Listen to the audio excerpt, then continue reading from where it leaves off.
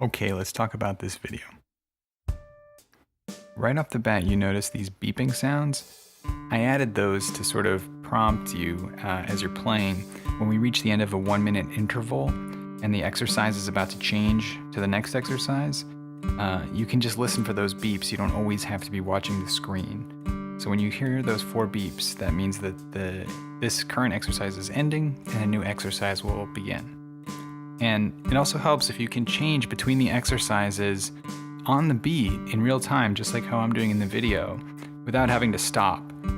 That might take a few sessions to get going, but once you can do that, jump back and forth between the exercises on the beat, that's a good sign that you're actually mastering the techniques involved.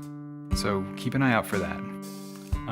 You can see from the video I'm basically doing the same technique as the timing exercises, but we've added an extra sort of layer of difficulty in that I'm targeting more than one string.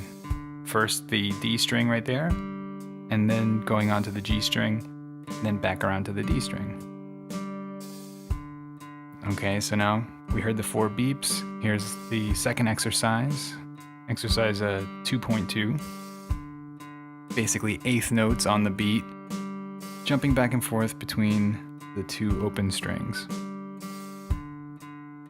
I know it looks kind of easy, but definitely spend time on this stuff. This is the fundamental skills that everything else is built on.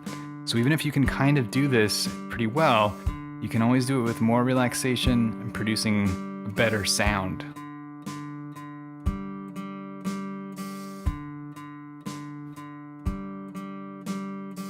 So you can watch these videos pretty closely and try to adopt my exact technique. You can kind of see the way I'm holding the pick, the angle that I'm using to send the pick down across the strings, sort of goes down and in towards the guitar as the pick crosses the string.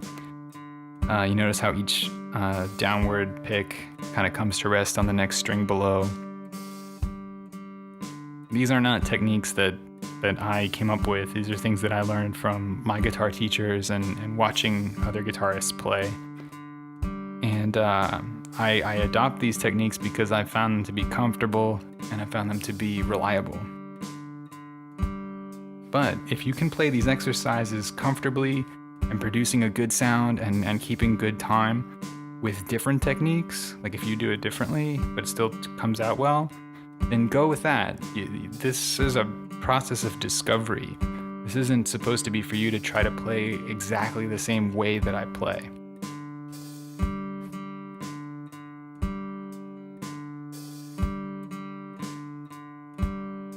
Now we're mixing 1/8 notes and quarter notes, but still skipping, or sorry, I should say crossing back and forth between strings.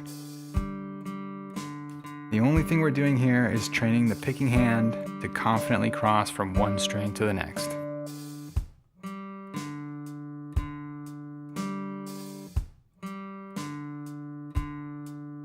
This exercise kind of forces you to be able to start off the beat. You notice I'm coming in on the and of 1 there. 1 and 2, 3, 4, you see? You notice I'm doing that and as with an upstroke.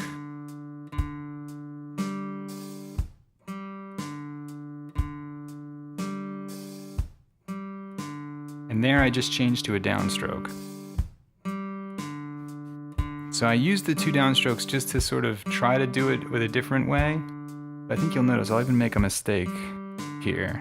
You notice the timing becomes uncertain? There's the mistake. So that's sort of just to prove a point that it works better with this motion. Up, down, down, down. It's more natural for me and less likely to cause a mistake or to cause poor timing.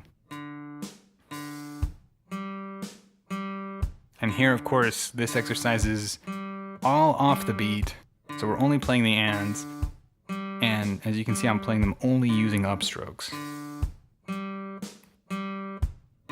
And again, it wouldn't be wrong if you wanted to play these with downstrokes. It really doesn't matter. This is your time to sort of discover your own way of doing it. I'm just showing you what needs to get done if you want to learn how to play guitar.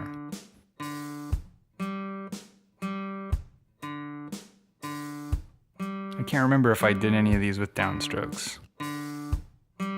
So far, no, I don't think. Also, you kind of can't see, but I'm muting the sound with my left hand. So if you notice how the sound is kind of cutting off, if you're wondering how that happens, it's happening off camera with my left hand. And that's it. All right, so practice that for a week, and I'll see you back here for the next one.